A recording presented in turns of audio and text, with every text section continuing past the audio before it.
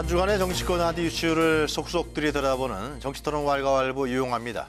오늘도 뜨거운 토론을 펼쳐주실 세 분 모셨습니다. 서가번, 김유정 그리고 진성호 전 의원 나와 계십니다. 안녕하십니까? 네, 안녕하십니까? 네, 지난주에 설 잘 보내셨고요? 예, 순천에서 열심히 세배 다녔습니다. 알겠습니다.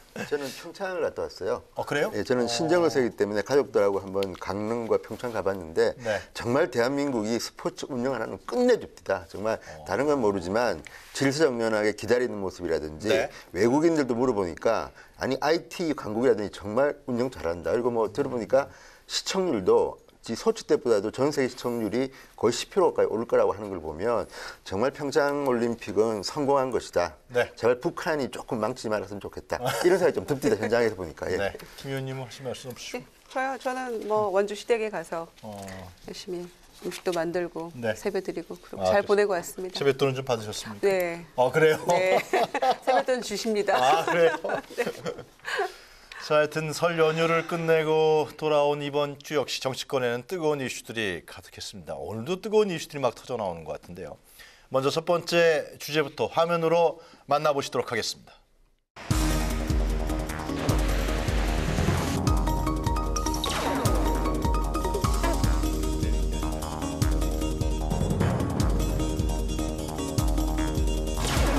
분야에서 한미 동맹은 굳건히 유지를 하되 경제 통상 분야에서 국익은 한치 양보 없이 지켜나가야.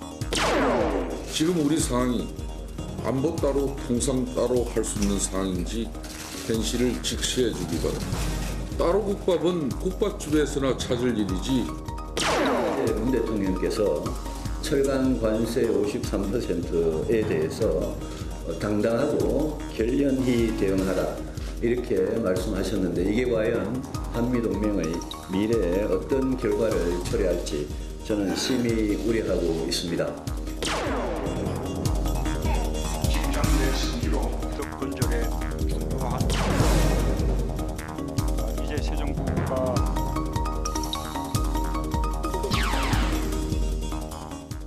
네, 오늘 왈가왈부 첫 번째 주제는 경제 관련 내용입니다. 이미 뜨거운 현안으로 떠오르고 있죠. 한국 GM 군산공장 폐쇄 결정 문제. 이 문제를 두고서 정치권에서 특히 여야 공방이 심하고 있는데요.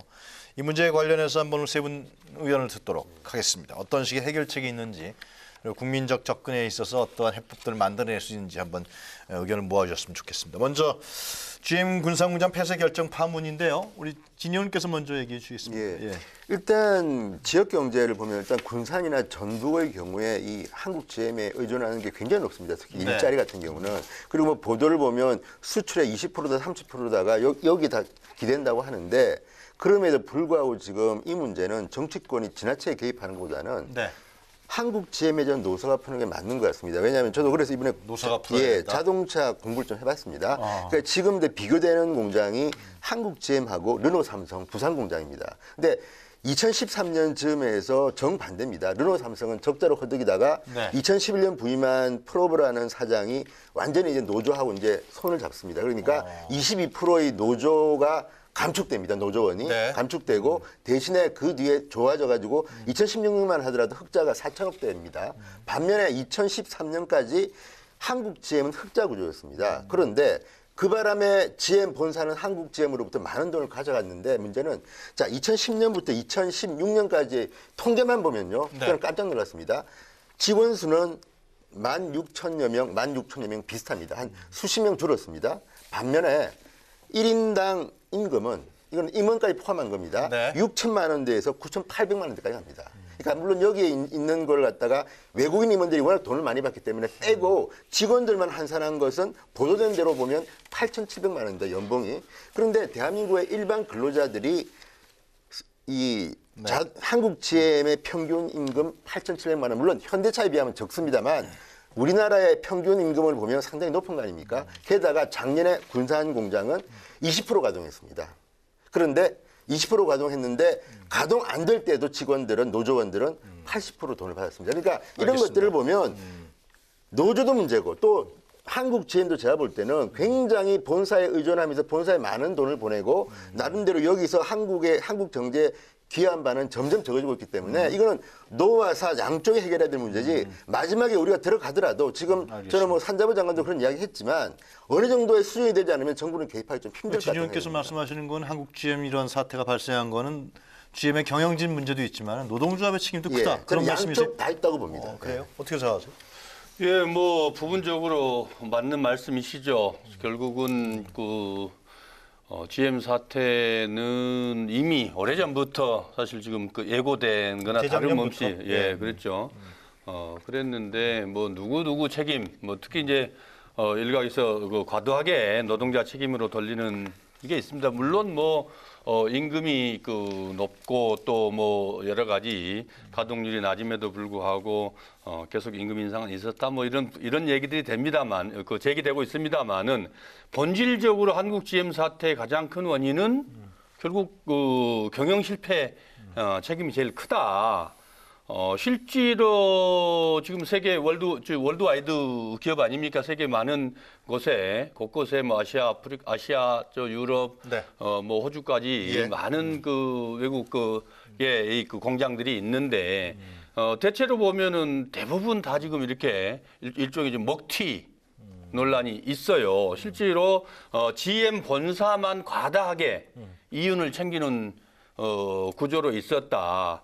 결국 그 심지어는 심하게 얘기한 분들은 한국 GM은 GM 본사의 현금 지급기다. 현금 지급기다. 이런 얘기도 있어 왔습니다. 무슨 얘기냐면은 실제로 지금 그 본사에서 그 차입금을 지금 회수해 가겠다 이러고 있지 않습니까? 이게 이제 가장 큰 논란 중에 하나 아닙니까? 대출 이자가 5에서 6%입니다. 재작년에는 7%였어요. 잘 아시다시피 미국 금리라는 게 거의 제로 금리입니다. 이자율이. 그런 이자율이. 그런데 지금 5에서 6%, 또 심하게는 재작년 같은 7%. 그러면은 우리 이거를 본사에서 차입을 하지 않고 한국에서 국내 은행에서 차입을 해도 2, 3%면 되거든요. 3, 4% 많아야 뭐 5% 이하죠.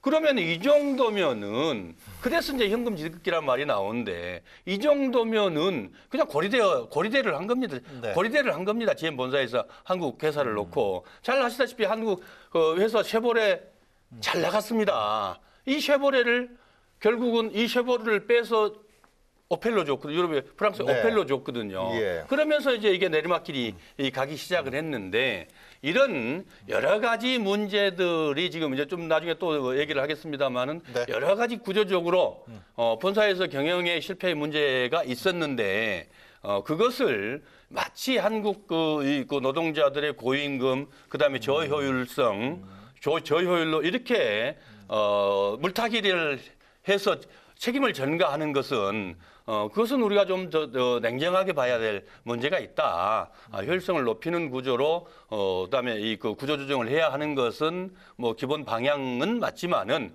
그 책임을 말씀드렸듯이 그렇게 일방적으로 몰고 가는 것은 대단히 합리적이지 않다. 경영의 실패다. 예. 노사양이 공이 책임져야 된다. 김 의원께서 어떻게 보십니까? 예. 뭐 두 가지 다 맞는 말씀이긴 한데 저는 GM의 어떤 모럴 해저드, 경영 실패 이런 것들이 조금 그거 더 지적해야 돼요. 크다고 생각을 합니다. 그러니까 사실은 설 명절이 굉장히 가족끼리 모여서 평창 올림픽도 있고 굉장히 즐거워야 될 명절인데 2월 13일 날 공장 폐쇄 방침이 발표가 됐어요. 그러니까 돈 달라고 그러고 한국 정부한테. 그렇죠. 그러니까 작년에 현대중공업 이 조선소가 문 닫고 근데 군산 경제가 완전히 지금 그렇다면서요? 핵폭탄 맞은 그런 격이거든요. 그러니까 굉장히 지금 뭐 패닉 상태에 빠져 있다고 해도 과언이 아닌 상황에서 또 보도된 바에 의하면은 이게 이제 이미 예견된 일이었다라는 게 기정사실화 돼가고 있는 거잖아요. 그러니까 군산시도 알고 있었고 정부도 이미 이제 뭐 작년 여름에 이런 상황을 공장 폐쇄 방침에 대한 것들을 예견하고 있었다 이런 얘기가 나오고 있고요. 보도도 되고 있고 또 2대 주주인 산업은행도 뭐 참 그거 당연히 알고 있다. 신기해요. 그렇죠. 참 그러니까 그거 진짜. 그런 상황인데 이거를 그동안 쉬쉬하다가 설마 했을 거 아닙니까? 군산 시민들은 그런 상황에서 설 명절 전에 이렇게 폭탄 터지듯이 이렇게 나온 거에 대해서 정말 뭐 굉장히 유감스럽고 뭐 군산 시민들은 지금 어찌할 바를 모르는 그런 상황이죠. 지역 경제가 그런 상황 속에서 이 지금 GM 같은 경우에는 차종 다양화에도 실패를 했고 네. 2009년 금융위기 때문에 뭐 이미 여러 가지 어려운 상황이어서 구조조정이 지금도 진행 중인 상황이잖아요. 그런데 말씀하신 것처럼 전 세계에 나가 있는 그 지역 정부에다가 거의 이 회생 비용을 다 책임을 떠넘기고 지원을 받다가 끊기면 그냥 공장 문 닫아버리고 그런 상황이 반복적인 거죠. 그러니까 아주 이게 지금 전문적인 것 그렇죠. 같아요. 전문적인 소위 시체말로 먹튀가 반복되어 왔던 것이 이 GM의 행태라는 그런 말씀이죠. 그래서 보면은 12년 동안 2조 원 가량을 지원을 했던 호주 정부도 결국에는 당했고요. 그러니까 너무나 유사한 사례들이 많이 있기 때문에 결코 이거는 간단치 않은 문제다 이렇게 생각을 하고요. 그래서 지금 흘러가는 양상을 보면 GM이 군산공장 폐쇄는 기정사실이 돼가고 있는 것 같아요. 다만 이제 부평이나 창원공장까지를 떠날지 말지 부분에 대해서 지금 여러 가지 조건들을 놓고 협상을 벌이고 있는 그런 상황인 것 같고요. 그리고 이제 정말로 이 경영이나 자기네는 배불리고 있잖아요. 그리고 가져간 돈도 굉장히 많은데 그 대우 자동차를 인수하면서 그 한국에 투자한 돈은 이것저것 다 합쳐도 1조가 안 된다는 거예요. 15년 전에 인수했죠. 그렇죠. 9,200억 정도를 한국에 투자를 해놓고 최근 5년 동안 가져간 돈이 2조 5천억이 넘는다는 거죠. 예. 그러면서도 나머지 자기네 회생 비용을 다 한국 정부에 떠넘기려고 하고 있고, 그러니까 이거는 저는 이 글로벌 기업으로서의 이 모랄 해저드 문제도 저는 크다고 생각을 하고요. 네. 경영진도 이런 식으로 해서 폐쇄시키겠다, 아니면 뭐 매각하겠다, 이렇게 해주지 않으면 우린 떠날 수밖에 없다, 이런 식으로 협박하는 거는 저는 좀 온당치 못한 태도라고 생각을 하고요. 우리 네. 정부도 이 끌려가서는 안 된다고 생각을 하고. 어떻게 해야 돼요? 또 이 노조에서 또 요구하는 게 있더라고요. 노조에서 이 GM에 요구하는 것, 그다음에 또 정부에 요구하는 것들이 있는데, 그래서 지금 가까스로 접점을 찾은 것이 그 실사를 통해서, 그러니까 한국 정부의 이 감사받고 이러는 것까지 다 거부를 했었잖아요. 산업은행에 보고도 안 했고 지난 그 세월 동안에. 그래서 이거를 뭔가를 내부를 들여다볼 수 있는 어떤 근거 자료도 지금 빈약한 그런 상황인 거죠. 그래서 지금 실사는 해보자. 그리고 그 결과에 따라서 정부가 추가적으로 신규 투자를 할 건지 그런 것들에 대해서 논의를 해보자까지는 접점을 찾았는데 산 넘어 산인 것 같습니다. 그렇다고 GM 본사를 들여다볼 수도 없는 상황이라서요. 근데 좀 묘한 실수하고 지원해줘야 돼요? 말아야 돼요? 어떻게 됩니까? 근데 일단 여론은 일단 국민 혈세를 퍼붓는 데에서는 반대하는 여론이 많은 건 확실합니다. 왜냐하면 그게 뭐 SNS나 인터넷 여론이 다는 아니겠으나 지금 보면 또 혈세로 퍼볼 거냐 그런 게 있고, 또 하나 문제는 지금 두 분 말씀 중에서 저도 공감하는 부분이 GM이라는 회사를 우리가 주요하게 봐야 되는데 작년 GM은 10조 원 상당의 이익을 냈습니다. 그러니까 GM이 네. 그동안에 별로 안 좋았는데 작년 트럼프가 오고 하면서부터 어쨌든 굉장히 GM 본사가 주가가 30% 오를 정도로 갑자기 좋아졌습니다. 그리고 그 세계에 있는 공장들, 특히 이제 프랑스, 영국 등등에 있는 공장들을 철수하면서, 자회사를 철수하면서 어쨌든 이익은 상당히 많이 냈습니다. 네. 그런데 문제는 한국 공장을 그래서 GM 본사가 포기하기 힘든 겁니다. 왜냐하면 자, 세계에 굉장히 많은 유럽의 국가들에서 지금 철수를 시키는 바람에 GM의 유럽 수출이 쉽지 않습니다. 차가. 네. 그런데 한국 시장은 적지 않은 시장인데 여기까지 그렇게 해서 이 비판을 받는가. 그래서 지금 아마 GM 본사는 고민할 것이다. 그리고 또 하나는 그와 별도로 이제 우리가 또 경영 논리를 또 봐야 되는 이유가 오늘 중앙일보에 한국 CXO 연구소라는 이런 전문적인 기업 진단 연구소의 진단을 냈는데 예. 이 사람들은 그럽니다. 아무리 지금 뭐 이런 정책 이야기를 하지만 네. 기업 그 자체만 잘라서 보면 군산 공장에 있는 2,000명으로 부족하고 지금 현재 한국 GM의 수준에서는 2,700명을 더 잘라야지 일반적으로는 정상화된다고 본다. 뿐만 아니라 지금 한국 GM은 이 인건비도 인건비지만 R&D 비용이 너무 크다, 비용이. 그다음에 판매 관리비도 다른 회사, 적자 회사에 비해서는 너무 크기 때문에 한꺼번에 이 경영 계획을 하지 않으면 거의 회생이 불가능하다는 것이고요. 그렇다면 제가 이제 걱정하는 거는 군산 공장에 대해서는 지금 한국에 얼마 전에 왔죠. 그 총괄 부사장이 그 사람 말을 들어보면 베리 앵글 부사장인데요. 이 사람은 군산 공장은 팔겠다는 걸 노골적으로 이야기하고 있는데 문제는 다른 부평 공장입니다. 그러니까 한국 GM의 가장 규모가 큰 건 알다시피 인천경제의 그 중요한 투기인데 부평 1, 2공장이 있는데 1공장만 하면 인원이 10,000명입니다. 그리고 여기는 작년에 100% 가동한 공장입니다. 그런데 지금 이런 논리로 하면 자, 한국 GM 중에 군산 공장도 군산 공장이지만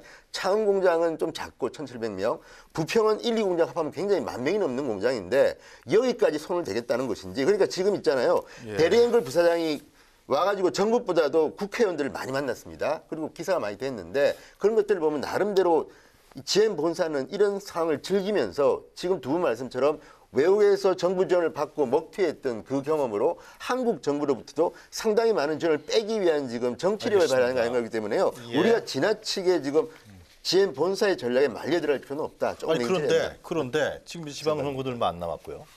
그런데 지금 실제로 두 분이 이제 배경 설명을 정확하게 잘해주신 것 같은데 지원을 안 해주면은 GM에서는 뭐 군산뿐만이 아니라 부평 창원 공장까지도 문 닫게 하겠다. 뭐 그런 식의 으름자까지 놓고 있잖아요. 좀 전에 정부에서 이거 어떻게 해야 좀 됩니까? 전에 이제 GM 본사에서도 7천억 채권해서는 당분간 좀 보류하겠다. 조금 물렀었어요? 예, 그다음에 부평 공장의 담보 요구도 포기하겠다. 뭐 이렇게 부분적으로 조금 이렇게 이렇게 변화를 보이기는 합니다만은 네. 또 말씀하셨듯이 본질적인 문제가 아니죠. 왜냐하면은 아까도 말씀드렸습니다만은 이 이른바 먹튀 이게 지금 습관적이라는 것이고. 그러니까 일자리 없어질 테니까 그렇습니다. 그렇습니다. 그렇게 이제 그렇게 해서. 이게 어제 오늘의 문제 아니고 상당히 중장기적으로 그 치밀하게 준비를 해왔고 그래요? 잘 아시다시피 GM이 이 대우자동차를 인수를 할 때 네. 15년 동안 그 산업은행의 일회주주로서 해서 이 실사 그 권한이 있었거든요. 이른바 경영 참여권이 있고 실사 요구권이 있었는데.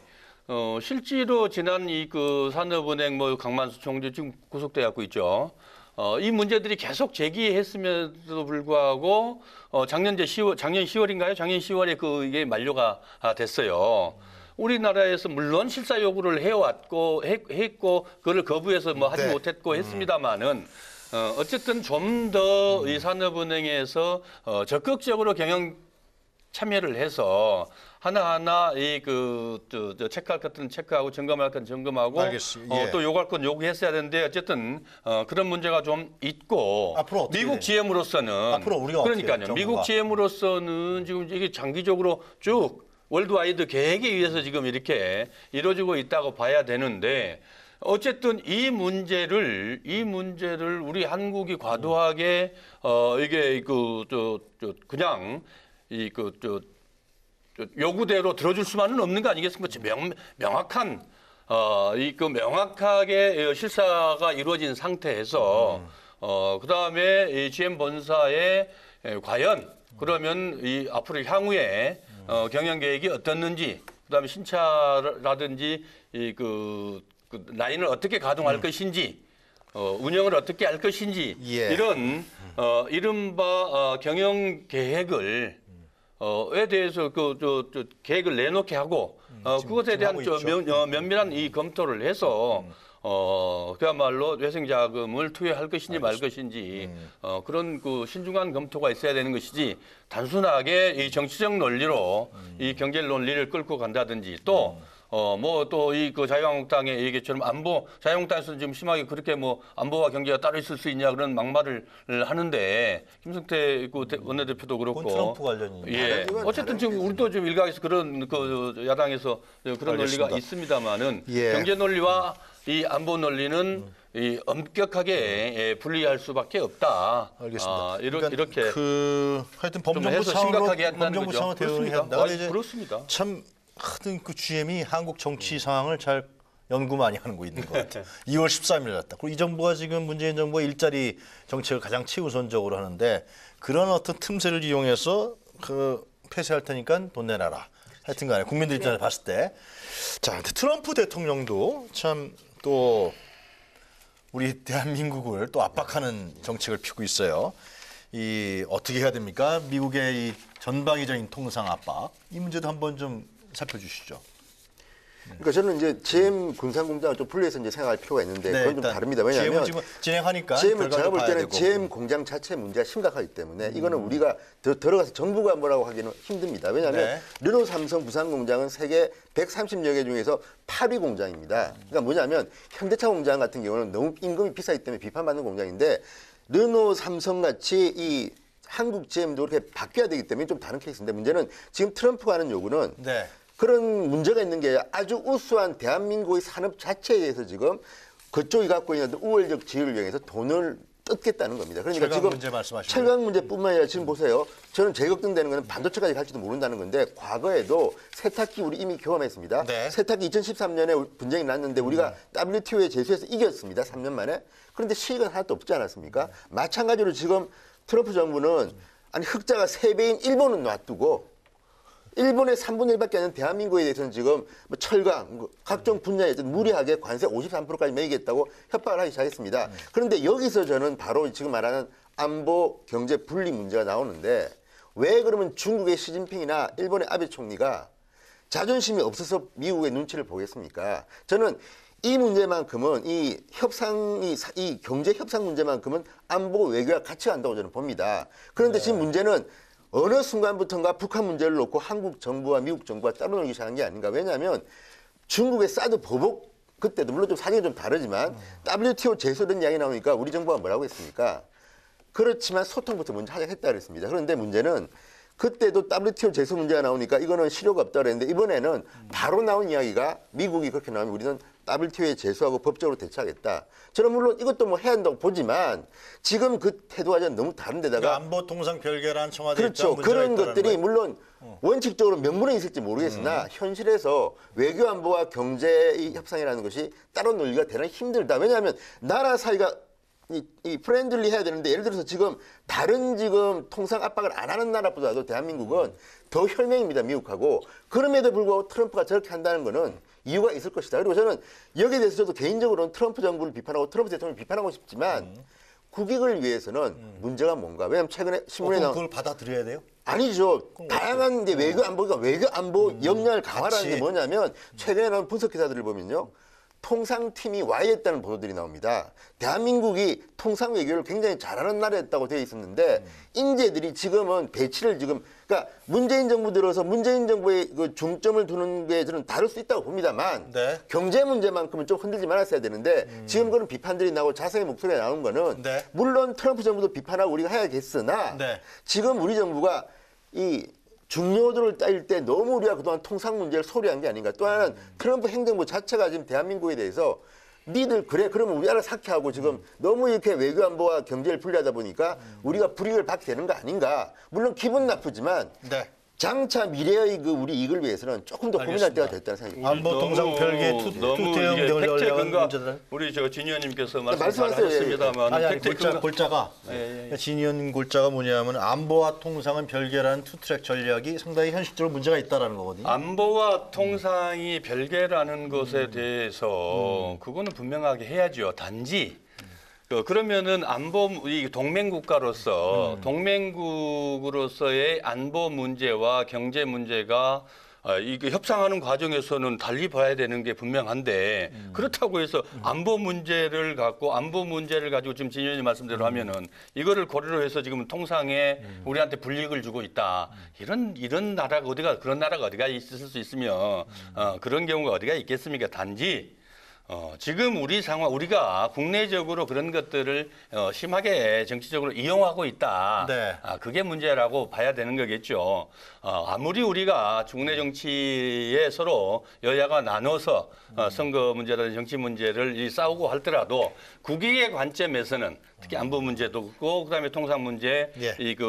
국익의 문제에 관해서는 최소한 하나가 돼서 대응을 해야 되는 게 맞는 것이고 과거에 우리 야당 할 때도 그런 문제들은 최소한 지켜줬던 거 아니겠습니까? 그게 국민을 위한 그 정치고 아니, 근데 국민을 위한 이 지도자들이죠.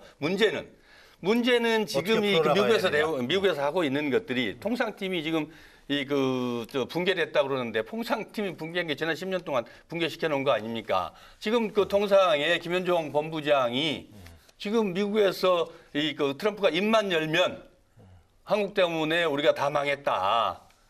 한미 FTA 때문에 우리가 다 망했다. 그러잖아요. 그 한미 FTA를 우리가 이익을 보게 만든 그 협상을 했던 팀이 지금 김현종 팀입니다. 지금 현재 통상교섭 본부장이에요. 그 팀이 지금 통상교섭과 통상 문제를 지금 미국 측과 협의하고 있는 겁니다. 그러나 미국에서 지금 철강 문제, 세탁기 문제 그러더니 철강, 태양광 이 세이프가드로 해서 지금 과도하게 말씀하셨듯이 53% 이상을 지금 요구하고 있는 거 아닙니까? 그게 정상적이지 않잖아요. 실제로 그거 있다가 양자 간에 FTA도 그렇지만 지금 WTO 다자 이 체제 내에서도 지금 통상 체제 내까지도 붕괴하고 결국은 미국의 자국의 이익만을 위해서 지금 과도하게 요구를 하고 있고 또 압박을 가하고 있는데 이 문제를 어쨌든 그 원칙적인 입장에서 우리 국익의 차원에서 하나하나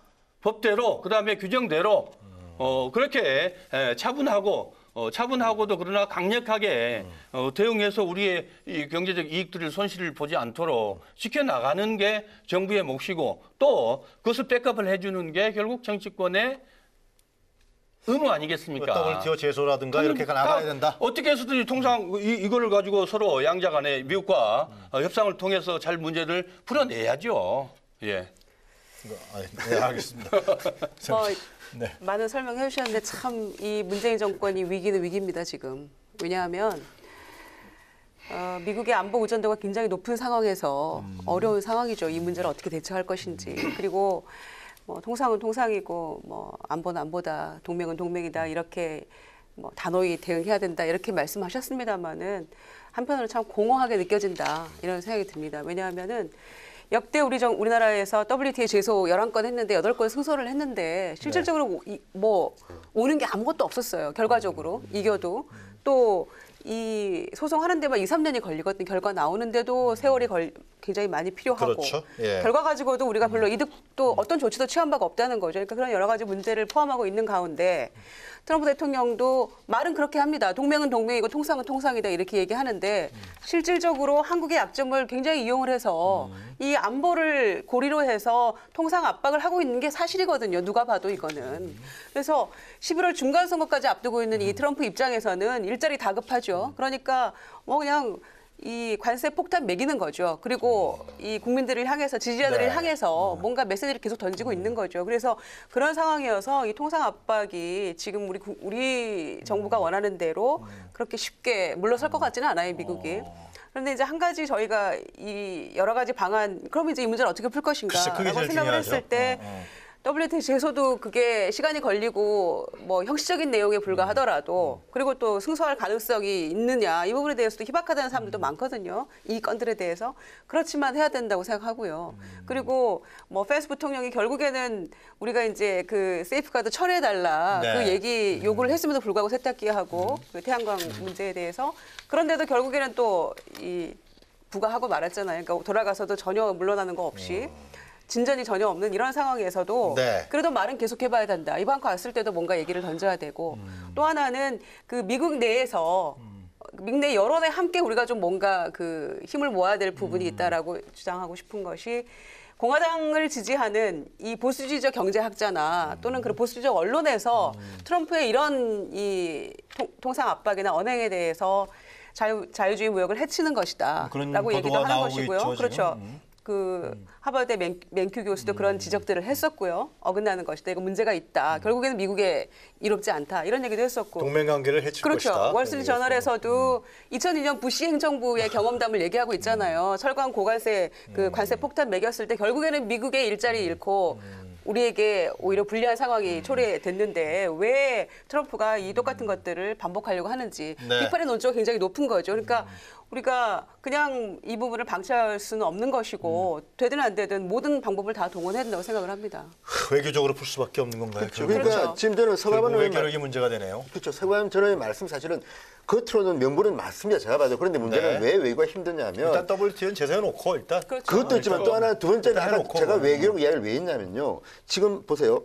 처음에 트럼프 대통령이 대통령 캠페인 때는 중국을 많이 공격했습니다. 일본도 많이 공격했습니다. 한국은 그 당시 제 기억에는 그 정도가 아니었습니다. 그런데 문제는 지금 지난주 백악관에서 했던 발언을 보면 자, 중국은 10번, 일본은 4번, 반면에 한국은 17번 언급하면서 공격을 합니다.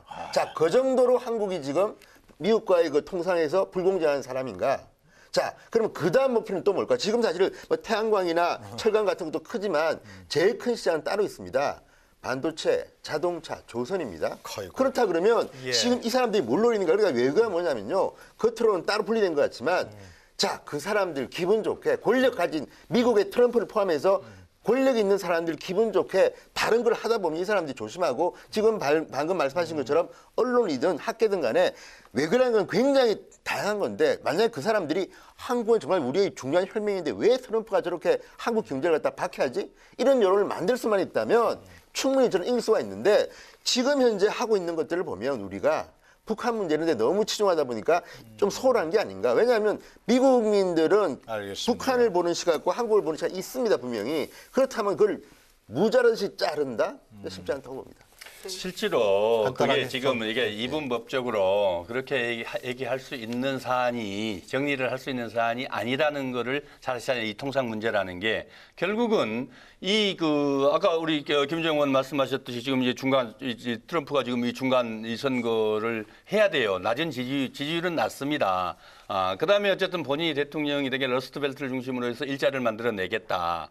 그 일자리를 만들어내고 경제를 회생시키겠다라는 게 본인의 이 선거 공약이었고 또 이제 네. 중앙선거를 앞두고 있는데 결국은 자국의 이익 중심으로 해서 지금 이 그냥 내질르고 있어요. 그러면 이제 거기에 대해서 하나하나 차분하게 우리는 하나하나 그거를 경제 논리로 또 이 통상 문제로 원칙적으로 하나하나 대응해서 차분하게 그러나 단호하고 원칙적이고 단호하게 그렇죠. 이 대응해 나가면서 우리의 이익을 뺏기지 않도록 네. 노력을 해야 하는 거죠. 거기에 무슨 국내 정치 논리가 거기에 개입이 될 수 있겠냐고요. 실제로. 그런 건 없는 것 그러니까요. 같습니다. 그래서 지금 그렇게 하고 있잖아요. 그렇게 하고 있으니까 이럴 때일수록 우리가 위기일수록 우리가 단결해서 위기를 벗어나려고 노력을 해야 되지 않겠습니까? 늘 이 통상 문제에 관해서는 미국의 어떤 정권이 들어서든 네. 공화당이 들어서든 민주당 정권이 들어서든 알겠습니다. 자국 중심으로 해서 이거를 그 협상을 요구를 해왔거든요. 그것들 또 우리도 또 지혜롭게 잘 극복해 와서 지금까지의 경제가 지금 그래도 좀 성장하고 있는 거니까 지금도 역시 마찬가지라고 참 생각을 녹록치 합니다. 않은 것 같아요. 예, 녹록지 않죠. 한미군사동맹 않습니다. 군사동맹 예. 강화해 주는데 야, 통상 문제에 대해서 니네들 좀 내놔. 전번에도 무기 많이 우리가 팔아줬는데 하여튼간에 두 번째 주제로 들어가도록 하겠습니다. 먼저 화면으로부터 먼저 만나보시도록 하겠습니다.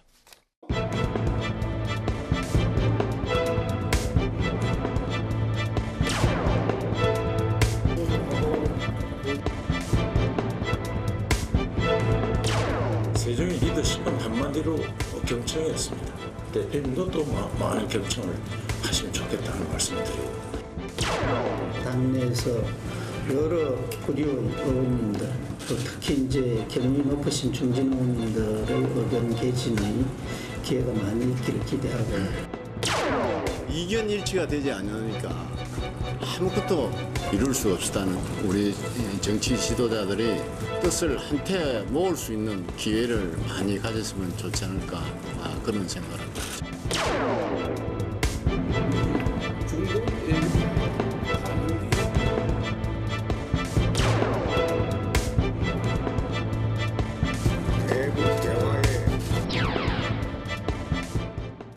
네, 왈가왈부 두 번째 주제는 정치권 얘기입니다. 이 설 연휴가 지나고요. 국회가 정상화됐지만 여야 간의 갈등과 신경전은 여전한 모습입니다. 특히 지방선거도 얼마 안 남았는데요. 이 제1야당인 자유한국당 이 내부에 여러 가지 문제가 불거져 나오는 것 같습니다. 특히 홍준표 대표를 중심으로 하는 당 내분이 자꾸만 그 파열음이 들리는 것 같은데요. 이 문제를 우리가 또 어떻게 볼 것인지 한번 세 분의 말씀 듣도록 하겠습니다. 자, 한국당의 중진 없는 중진회의. 중진회의 했는데 몇 분 안 나와, 세 분 나왔나요? 주호영? 네, 세 분 나오고 나머지는 안 나왔어요. 네. 그게 김성태 원내대표가 주제를 해서 안 나왔다 그러는데 또 요구했는데 홍 대표는 자기가 또 주제는 안 했어요. 그러니까 원래는 그 최고 회의를 하는데 한 네. 번씩 이제 중진 원로들을 불러가지고 하는 것들을 갖다가 정례화해서 했던 적이 있었습니다. 그런데 이제 문제는 홍준표 대표가 오고 난 뒤는 네. 중진 원로들을 갖다가 최고위 회의 때 같이 하는 회의를 안 한다는 비판이 처음에 나왔고요. 그랬더니 이제 그 중간적인 대책으로 원내대표가 그러면 내가 그럼 원로들 모시고 하겠다 그러는데 그래서 이게 처음으로 한 것 같은데 네. 이렇게 적게 나오고 아마 이 자리에는 원로 중진 회의도 있지만 상임위원장들이 한 6명 나왔을 겁니다. 그러니까 지금 현재 그러니까 이 뭐 단순히 사선 5선이 아니라 네. 그 자유한국당에서 상임위의 위원장을 맡고 있는 뭐 김용태 의원이라든지 이런 분들이 6명 나온 것 같은데 어쨌든 지금 한국당의 이슈가 중진 없는 중진 회의 이것이 좀 비판하는 요소로 이슈로 된다는 걸 보면 자유한국당이 지금 현재 크게 문제는 없는 거 아닌가 생각도 좀 들고 문제가 없습니까? 예, 또 하나는 홍준표 언론에서 그렇게 문제가 많다 그러시는데 아니요 언론에서 이 보도가 저는 크기나 이런 걸 볼 때는 그렇게 크게 저는 언론을 본 적이 없습니다. 우리가 지금 이렇게 크게 하는 거지. 그래요? 지금 신문이나 방송에서 이 문제를 가지고 그렇습니까? 특별 안에 아주 작은 뭐 2단, 3단 기사로 온 제가 본 적이 있지만 큰 이슈가 안 되는 걸 보면 현재 지금은 역시 권력을 쥔 사람에 대한 비판이 많이 들어가고 또 요즘은 그 성희롱, 성추행, 성폭행 문제 때문에 거의 언론들이 그런 비판을 하다 보니까 야당에 대한 비판 기사는 사실 좀 없습니다. 그러니까 그런 것들을 보면 있고 또 하나 저는 이걸 보고 느낀 거는 홍준표 대표 본인 입으로 나는 개파를 만들지 않겠다 이런 이야기를 하는 거 보니까 지금 현재 자유한국당에는 홍준표 개파가 생기고 있는 거 아닌가 생각이 좀 듭니다. 그 정도로 홍준표라는 정치인이 힘은 커지고 있다는 생각이 드는데 근데 문제는 그럼에도 불구하고 홍준표 대표에 대해서 비판하는 목소리는 여전히 존재합니다. 다만 이것이 과거의 정상적인 야당일 때와 달리 지금은 박근혜 전 대통령의 어쨌든 최순실 게이트 때문에 그 사태 이후에 탄핵을 당한 이후에 사실 정상적인 정당 기능이 많이 상실된 상태였는데 홍준표라고 좀 굉장히 생동력 강한 정치인이 친박을 정리하는 과정에서 어떻게 하다 보니까 지금 제가 볼 때 자유한국당이 정상적인 상황은 아니죠. 근데 그래도 이 정도 한 거 보면 저는 홍준표 대표가 뭐 나름대로 했다고 생각은 드는데 무슨 말씀을 하시는지 잘 모르겠어. 그러니까 앞으로 홍준표 대표가 조금 더 잘하라. 아니, 한마디는 딱 귀에 들어오네요. 정상적인 상황은 아니다. 아니 제가 얼마 전에 그 모 방송사 그 한국당 출입 기자하고 점심 먹을 기회가 있었는데 해법이 없다 그러던데 그분 이름은 못 밝히겠는데 실제로 지금 우리 저 앵커께서 중진회의 말씀을 하셨는데 지난주에 어제인가 그제인가요? 네. 20명 중진들 중에서 5명 참석했다면서요. 사실 중진회의를 당대 홍준표 대표한테 하자고 그랬지 김성태 원내대표하고 하자는 건 아니었기 때문에 뭐 당연한 거라고 생각합니다만은 그럼에도 불구하고 좀 심했죠. 20명 중에서 5명 참석한 것은 뭐 그 회의라고 보기가 어려운 거 아니겠습니까? 오늘 갤럽 조사 봤더니 민주당이 48%로 3% 정도 올랐고요. 지난주보다. 자유한국당이 11%입니다. 바른미래당이 8%, 한 2, 3% 떨어졌죠. 정의당이 6%, 민평당이 1% 이렇게 나왔는데 지금 우리 그 진 의원님 말씀과 안 맞죠. 국민들이 지금 그 뭐 민주당은 자치하고더라도 제1야당인 자유한국당을 지금 이제 선거 체제로 가고 홍준표 대표 체제, 김성태 원내대표 체제가 다 지금 이제 안착을 시간이 많이 지어서 안착을 했고 선거 체제로 돌입하고 있는데 최소한 지금 11%다. 그러면 11%만큼이나 위기 의식을 가져야 되는데 그렇지를 못하고 있다는 게 지금 우리 국민들이 보는 시각 아니겠습니까? 결국은 이런 것들이 지금 올림픽 기간도 뭐 올림픽 기간에도 이 그 방공 논리로 이분법에서 국론을 분열시키고 그다음에 뭐 사사건건 오늘 또 뭐 또 청와대 가서 뭐 피켓팅으로 아까 간다 그러더라고요. 북한의 김영철 부위원장 내려온다고 해서 이렇게 우리 국민들이 생각하고 또 원하고 있는 것과 정반대로 가고 있는 이 자유한국당을 국민들이 냉정하게 지금 평가하고 있다 이렇게 보여집니다. 제1야당이고 지금 보수가 새롭게 바뀌어야 된다라는 얘기들이 많은데 실제로 한국당은 홍준표 대표를 중심으로 해서 여러 가지 논란이 있기 때문에 지방선거 때 제대로 하겠냐 이런 얘기들이 많이 있어요. 걱정들을 많이 하는 게 또 사실입니다. 근데 이제 그런 걱정들을 모두가 하고 있는데 홍준표 대표만 자신만만하시더라고요. 걱정하지 말아라, 잘 된다. 어디서 나오는 근거 없는 자신감인지 근거가 있는 건지를 좀 봐야 되겠습니다만은 위기가 곧 기회인데 그냥 세월만 보내고 있는 것 같아요. 그리고 박근혜 불통 정치에서 비롯된 그 결과를 놓고 반면교사 삼아야 되는데 이 리더의 역할이 위기일 때 굉장히 중요하잖아요. 그런데 지금 홍준표 대표의 모습을 보면은 이 야당 대표로서의 강력한 리더십하고 이 독재적 불통의 리더십하고 조금 착각하시는 게 아닌가 그런 생각이 들고요. 그러니까 중진들이 이제 중진들 중에는 과거 친박에서 정말 뭐 이 사실은 서청원 의원처럼 이렇게 크게 부각이 되지 않았을 뿐이지 사실은 물러나야 될 많은 사람들이 중진에 포함되는 것도 사실이죠. 그렇다고 해서 그 중진들도 어찌됐거나 자유한국당에 좋으나 싫으나 뭐 자산 아닙니까? 네. 요구하는데 봉숭아학당 될 수는 없다. 당의 모습을 나를 놓고 비판하는 모습을 공개적으로 언론에 비춰주고 국민들 보여줄 수 없다. 당이 또 엉망된다라는 게 이제 명분이에요. 중진회의를 본인이 개최하지 않은 그 이유가. 그런데 그래. 네, 그 중진들의 요구도 받지 않고 중진들 하나하나 또 뭐 거론하면서 이런 문제 있고 이런 문제 있는데 무슨 중진이냐 내가 만날 이유 없다. 이렇게 하는 것은 저는 그 당의 대표로서 온당치 못한 태도다 이렇게 생각을 하고요. 덧붙여서 말씀드리고 싶은 것은 중진들도 김성태 원내대표가 이제 개최해서 이건 사실은 격이 맞지 않죠. 다선 의원들 많이 포함되어 있고 상임위원장 연석회인데 김성태 원내대표가 주재한다는 거는 사실 김성태 원내대표한테 그분들이 할 얘기도 없고요. 네. 이제 그런 상황인데 그 자리에 그나마 두세 명 참석해서도 홍 대표에 대해서 그렇게 강도 높은 비난을 안 했다는 거예요. 네. 그러니까 중진들이 할 리가 있으면 면전에서 지금 하겠다는 것인지 저는 대놓고도 별로 못할 것 같다는 생각이 들어요. 정작 회의를 열면. 그래서 중진들도 저는 뭔가 당을 위해서 뭐 내가 당을 위해서 뭔가를 희생하겠다라는 그런 정신도 없고 네. 또 아울러서 초선 의원들도 굉장히 많은데 이렇게 이 당이 심각한 위기 상황에 처해 있고 대표의 리더십이 문제가 됐을 때는 과거 같은 경우에 남원정이 있지 않았습니까? 그러니까 정말 이 그 개혁적이고 당을 좀 바꿔봐야 되겠다는 그런 마인드를 가진 초선 의원들이 조금 나서서 네. 패기 있게 문제 제기를 해줘야 되는데 중진은 중진대로 초선들은 초선대로 그냥 자기 자리 보존하고 있다는 그런 그 알겠습니다. 문제가 오히려 더 심각하게 네. 이 홍 대표의 리더십에 덧붙여서 자유한국당을 위기로 몰아가고 있는 것 같습니다. 그래도 뭐 나름대로 비법을 갖고 계시겠죠, 홍 대표가? 근데 이제 문제는 간단하게 뭐 아니요. 비법 좀 알고 계시면 비법을 홍 대표를 떠나서 예를 들어서 지금 네. 이제 자유한국당에 대한 비판의 요지가 중진회의 이 모임이라는 거는 저는 좀 의미입니다. 왜냐하면 지금 저는 다른 정당에 물어보고 싶은 게 지금 여당이나 지금 다른 뭐 미래당 아니 다른 정당은 그러면 중진회의를 하나요?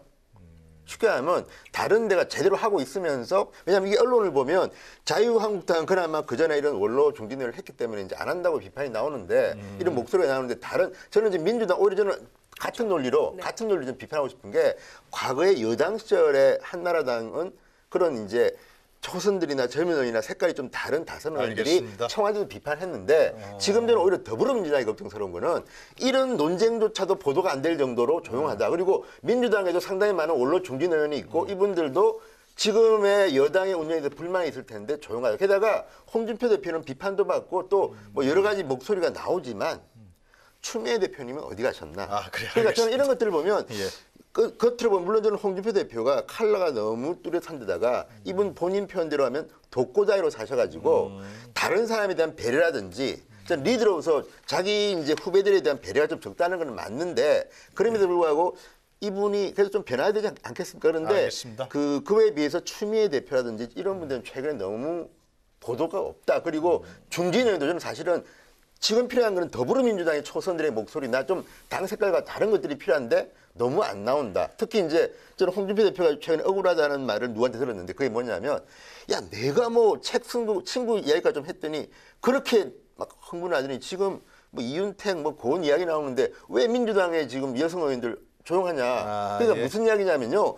같은 사안에 대해서 홍준표 대표는 본인 스타일 때문에 표를 좀 깎아먹는 부분이 제가 있습니다. 분명히 있는데 그럼에도 불구하고 이런 비판을 하기에 앞서 저는 다른 정당도 가슴에 손을 얹고 왜 우리 정당은 이런 문제가 없을까에 대해서 한번 반성할 필요가 홍준표 있다. 대표가 대선 때 23% 나왔나요? 우리가 잠깐만요. 23% 나왔나요 그때? 거의 나왔을 겁니다. 예. 이번 지방선거 때는 자유한국당이 몇 % 나올지 한번 지켜보려고요. 그 말씀 김성태 드리니까. 원내대표 아니, 얘기 좀 그 같이 홍 대표 뭐 같이 하시는지. 곁들여서 말씀드릴게요. 중진 회의는 그냥 그 얘기 그 회의체가 반박하시려고? 아니고 그 자유한국당의 중진들이 이 당이 이대로 가서는 안 된다라고 해서 아니요. 그렇게 원래 요구를 정례화된 회의입니다. 아니 그게. 요구를 했습니다. 이번에는 요구를 해온 거이고 어쨌든 그다음에 집권당 걱정을 해주신 거 대단히 고마운데 추미애 걱정이 대표 많이 지금 됩니다, 추미애 대표 잘하고 계시고 그래서 지금 우리 국민들도 잘하고 계신다고 해서 지금 이 그 어떤 조사에는 51%. 리얼미터는 51% 나왔고 갤럽에 지금 43%나 올라 48%잖아요. 우리 당이 이렇게 높은 고공행진을 한 경우가 없었습니다. 그거는 집권당이 야당처럼 지금 무슨 뭐 흔들리고 그래서야 되겠습니까? 집권을 해서 문재인 대통령의 청와대와 민주당이 당과 정이 합심일체가 돼서 일사불란하게 네. 결국은 이 그 적폐청산하고 공정사회를 만들어서 나라다운 나라를 만들기 위해서 국민들에게 책임을 다하고 있다고 보고 또 그렇게 하고 있기 때문에 국민들에게 평가를 해주는 겁니다. 국민들이 지금 지지고 볶고 하는 알겠습니다. 자유한국당 그다음에 집권당을 가장 불안해하게 생각하지요. 그렇게 일사불란하게 이 집권당이 국민들에게 책무를 다하고 있는 것들이 지금 평가를 잘 받고 있는 겁니다. 문제는 아니니까. 예, 그다음에 김성태 원내대표. 원내대표 지금 몇 개월 됐죠? 3개월 됐나요? 지금 한 3개월 가까이 거의 이제 100일 달에 가는데 어제 운영위원회에서 보면서 참 임성석 비서 진짜 뭐 참 일어나라 보면서 요즘 그 인터넷상에도 지금 그 초장에 좀 좋았죠. 옛날에 이제 버럭성태 하다가 지금 혼수성태라고 하다가 어제 이제 그 모습 보면서 인터넷 네티즌들이 갑질성태라고 이제 급기야는 이 갑질 댓글에 갑질까지 하고 있냐 그러는데 아무리 원내대표로서 이 자기 존재감을 하려고 해도 어제 같은 이 그 운영에서 그런 모습은 우리 국민들에게 환영받지 못한다, 지지받지 못한다.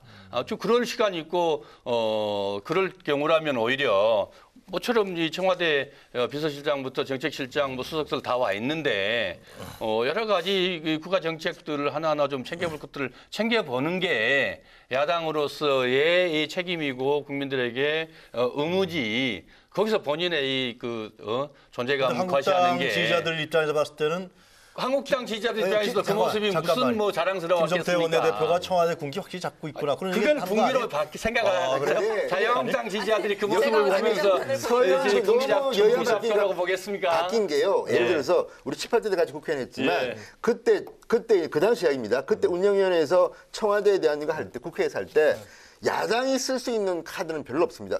이래가지고 저는 참 한심했던 게 뭐냐면 자, 우원식 원내대표나 박홍건 수석 원내부대표가 제가 알기로는 굉장히 인격적으로 훌륭한 분들입니다. 그런데 이런 분들조차도 뭐라고 했습니까? 청와대 업무특성상은 오전에 끝내자.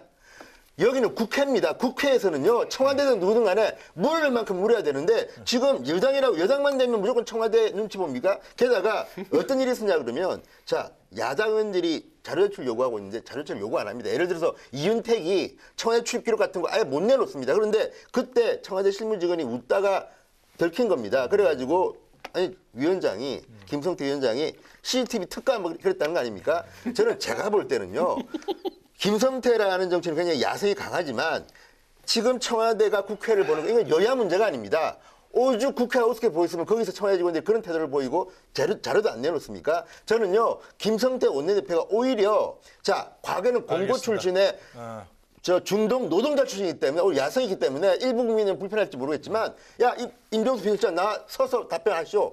아니 그럴 수 있는 거 아닙니까? 왜냐하면 일부 국민들은 물론 청와대를 옹호할 테고 일부 국민들은 또 비판할 테지만 제가 볼 때는 청와대 아무리 일을 잘하고 능력 있고 인격적으로 훌륭한 청와대 직원이랄지라도 국회는 국민을 대표한 자인데 알겠습니다. 거기서 실실을 웃고 있고 자료 제출 거부하고 그런 식으로 합니까? 자료 요청 그리고 비서실장이 사람이 서는 거지. 김정은 왜 의원님 좀 들을게요. 앉아서 이야기합니까? 김정은 의원님 얘기 좀 들을게요. 두 분 말씀 두 맞아서 아니하셨으니까. 제가 어제 그 운영의 장면을 봤는데요. 보니까 웃었다고 하면 그건 잘못한 거죠. 청와대 직원이 어디 국회 와서 실실 웃고 있습니까? 그건 잘못한 거고요. 그 CCTV 틀어봐야 알겠네 정말로. 틀어봤으면 좋겠더라고요. 저는. 저도. 저 같으면 틀어볼 것 같은데 와. 또 그건 안 틀어보더라고요. 그래서 잘못 봤다고 순간 생각을 한 건지 김성태 위원장이 그건 알 수 없는데 보니까 이제 굉장히 화가 나 있었어요. 그리고 자료 요구도 뭐 임 실장이 조목조목 설명한 거에 의해는 운영위가 주말까지도 열릴 계획 없었고 그런데 월요일날 자료 요구가 돼서 저희가 최선 다해 준비하겠다 이런 답변했는데 그거는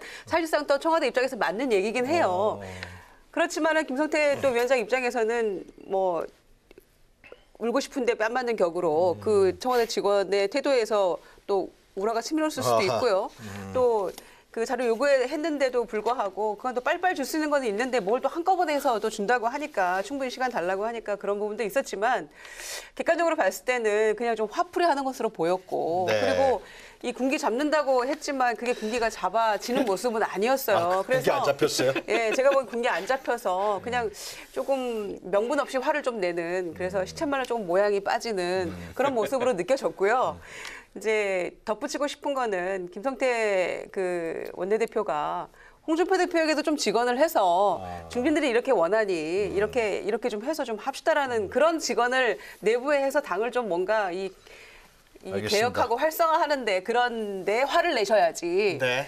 운영위원회에서 그렇게 과도하게 화를 낼 사안은 아니었던 걸로 비춰집니다. 저는. 자, 못다한 얘기는 사실 한 것에서 또 논의할 게 있으니까 두 분이 얘기하실 것 같아서 내가 나갔습니다. 자, 오늘 주제 시간 관계상 두 번째 주제는 여기서 마무리 짓고 하고요. 자, 이번 주에도 세 분의 패널께서 준비하신 사진 한 컷을 한 분 보도록 하겠습니다. 먼저 서가번 전 의원 한 컷부터 보도록 하겠습니다. 예, 저 장면 우리 국민들이 무슨 장면일까 궁금할 것입니다만 잘 아시다시피 권성동 법사위원장이 자유한국당의 이 지자체 선거 대책위원장으로 이번에 임명해서 그 임명장을 선거위원장으로 임명장을 수여하는. 저거 사진은 어떻게 또 구하셨어요? 오늘 신문에 보도됐습니다. 그래요? 신문에 보도됐는데 잘 아시다시피 권성동 위원장이 뭐 자유한국당의 선거위원장을 하는 걸 누가 말하겠습니까마는 지금 강원랜드의 채용 비리가 특별검사까지 자체적으로 임명을 해서 지금 조사 중에 있습니다. 그 논란의 핵심에 들어있는 인물이거든요. 500명이 넘는 이 직원을 채용하는데 95%를 이 자유한국당 권성동 위원장을 비롯한 몇 명의 국회의원들과 그다음에 이른바 이날에 잘 나간다는 사람들이 전부 다 이렇게 청탁을 해서 임명을 해놨다는 거 지금 이 보도되고 그 의혹 때문에 지금 검사에서 조사를 했고 그간에 그건 의혹이죠. 현직 검사가 이 수사 과정에 압력을 행사했고 권성동 위원장의 증거를 삭제해라라는 요구까지 했다고 폭로를 해서 지금 다시 지금 조사하고 있는 과정 아니겠습니까? 권성동 의원의 보좌관이 압수수색을 당했죠. 예, 그런 압수수색까지 가 있었던 거죠. 아니고. 그런데 하물며 지금 그렇게 그런 분을 지금 선거위원장으로까지 임명하는 홍준표 대표와 자유한국당은 정말 이 공정사회로 나라다운 나라로 가겠다는 것인지 우리 국민들이 저 모습을 보면서 알겠습니다. 어떻게 생각할지 심히 좀 우려스러워서 택했습니다. 그런 의혹을 가지고 있는 권성동 법사위원장을 선거위원장에 지방선거 임명하는 것이 홍준표 대표의 정치 스타일인 거죠. 그렇습니까? 자, 지켜봐야 될 문제예요. 김유정 전 의원이 준비하신 사진 한 컷 보도록 하겠습니다. 네, 이번 주에 우병우 전 수석이 마침내 실형을 선고받았습니다. 2년 6개월 받았는데요. 이제 남은 것은 박근혜 하나인 것 같습니다. 그래서 사실은 검찰이 이제 8년 구형을 했었기 때문에 우병우 전 수석에 대해서 사법부의 의견은 존중합니다만은 그래도 조금 약하다. 이렇게 판단하고 계신 국민들이 조금 많은 것 같고요. 이 소년 등과했고 사실 검사로서는 굉장히 유능한 사람이었다라고 알려져 있잖아요. 우병우 수석이. 그런데 결국에는 국정농단을 외면해서 대한민국을 이렇게 혼란에 빠뜨리는데 굉장히 큰 중간에 고리 역할을 나쁜 쪽으로 했던 결과라고 생각을 합니다. 그래서 곧장 항소는 한다고 하는데요. 결국에는 이제 이 국정농단과 관련해서 한 51명 정도가 지금 다 이 재판 중에 있는데 얼추 다 마무리가 돼가고 있는 것 같고 남은 거는 이제 박근혜 전 대통령 하나로 이제 몇 년 나올까요, 박근혜 대통령? 예상 우리 한번. 글쎄요, 그걸 예단하기 어려운 것 같습니다. 20년 이상은 나올 거 아니에요, 그죠? 최순실이 20년 받았으니까 최소한 그 이상은 그런 받겠죠. 상황인데요. 그래서 제가 마지막으로 궁금한 거는 그겁니다. 우병우 전 수석이 아직도 최순실을 모른다고 할 것인지 궁금하네요. 이거 2년 6개월 받고 억울하다 그러지 않았어요, 저희가? 억울하니까 뭐 곧장 항소하겠다고 그러고 네, 본인 굉장히 당황했고 그렇다고 그러죠. 네. 자, 우리 진성호 의원님께서 말씀 하나도 안 하셨는데 준비하신 사진 한 컷을 보면서 말씀 저게 너무 할 들어가겠습니다. 말이 많았어요. 김정은 뒤에 있는 동그라미 친 적의 김영철입니다. 네. 지금 현재 통전부장이고 자 올림픽 개막식에 북한 고위급 대표단 단장으로 지금 온다고 해서 지금 난리가 났습니다. 네. 저는 이거는 뭐 진보 보수 이런 문제를 떠나서 대한민국 해군의 목숨을 앗아간 그 원흉으로 지목되고 있는 인물입니다. 네. 그러니까 세계 이야기하는 사람들은 살인범이라고 이야기합니다. 그런데 문제는 저런 인물이 온다고 할 때 왜 저거를 오케이 했느냐에 대한 의혹입니다. 그러니까 지금 청와대나 국방부나 국정원은 그런 이야기 합니다. 자, 김영철이 직접적으로 천안함 폭침이라든지 연평도에 개입한 그 명확한 증거 같은 게 없기 때문에 알 수는 없다는 거지만 근데 반대로 이야기하면 그렇다고 해서 지금 김영철이 그 배후에 있다든지 주도했다는 것이 아니라는 이야기는 또 이게 아닙니다. 근데 자, 최근에 국방부는 이런 문서 같은 게 없다고 했지만 오늘 지금 방금 뜬 기사를 보니까 네. 국방부가 2015년에 국방일보를 통해서 김영철이 그 배후에 있다고 공개적으로 그 훈련용으로 선 문건이 글이 발견됐습니다. 훈련용. 예. 그리고 오바마 대통령이 당시 기억할지 모르지만 2010년에 천안함 폭침 사건이 나고 난 뒤에 북한에 대해서 제재를 합니다. 그게 굉장히 다양한 제재입니다. 뭐 금융 뭐 등등인데 그 중에서 개인 제재는 딱 한 명입니다. 김영철입니다. 그리고 지금 정찰총국장이라는 자리가 원래 그런 대남 이제 공작을 기도하는 자리인데다가 네. 그 당시에 정찰총국 소속 잠수함이 의뢰를 쐈다는 게 다 나와 있고 증거가 있고 그 외에도 많은 증언들이 있는데 굳이 우리 정부가 김영철이 직접적으로 당시 이 천안함 폭침이나 연평도와 관련된 인물이 아니라고 네. 이렇게 쉴드하는 것도 제가 볼 때 참 안쓰럽고 네. 그걸 떠나서 지금 젊은 친구들이 연평해제 같은 영화를 보고 굉장히 울분하는 이유는 왜 대한민국의 젊은 생명이 누구 때문에 죽었느냐입니다. 물론 김영철일 수도 있고 알 수도 있지만 저런 인물이 평화의 축제인 올림픽의 폐막식에 왜 오냐는 겁니다. 저는 물론 김성태 뭐 의원처럼 오는 즉시 뭐 총을 쏴 죽이라 뭐 이런 정도까지는 저는 발언을 못하겠습니다만 이를 지켜보는 상당히 많은 대한민국 국민들은 왜 이 남의 나라 잔치, 세계의 잔치 평화 올림픽에 저런 사람이 정찰 총국장을 지낸 사람이 지금 오느냐. 저는 북한이 아무리 우리가 지금 문재인 정부가 북한에 대해서 배려하고 하는 거 저는 이해합니다. 그런데 네. 너무 잘해주니까 이 사람들이 이제 돌을 지나쳐가지고 김영철 같은 사람을 남한에 내보낸다? 그리고 지금 또 변명을 이런 게 합니다. 뭐 박근혜 정부 때도 그 판문점 협상에서 김영철이가 군사 정전 협상에 나왔다.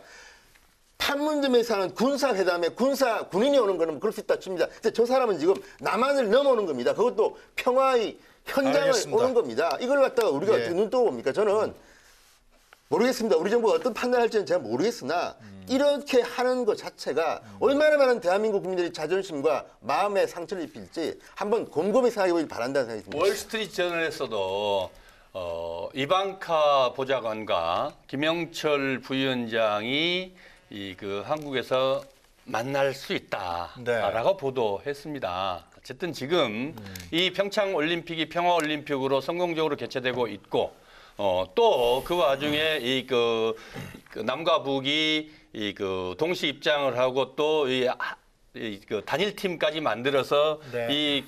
또 평창 올림픽을 붐업한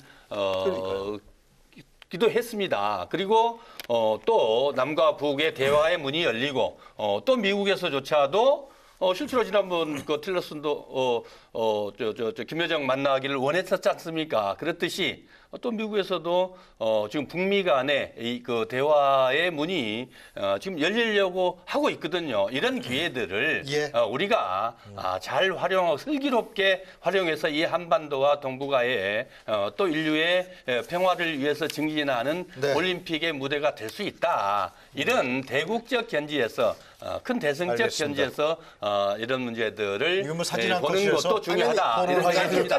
미국인들은 그럴 수 있죠. 그런데 우리나라 우리도 국민의 생명을 잃었는데 우리가 어떻게 그걸 눈 뜨고 봐야 합니까? 그러니까 그건 저는 미국하고 우리는 다르다고 보고 대국적 견지는 미국에서 이야기하시고 우리 국민들은 기분 나쁘다는 겁니다. 알겠습니다.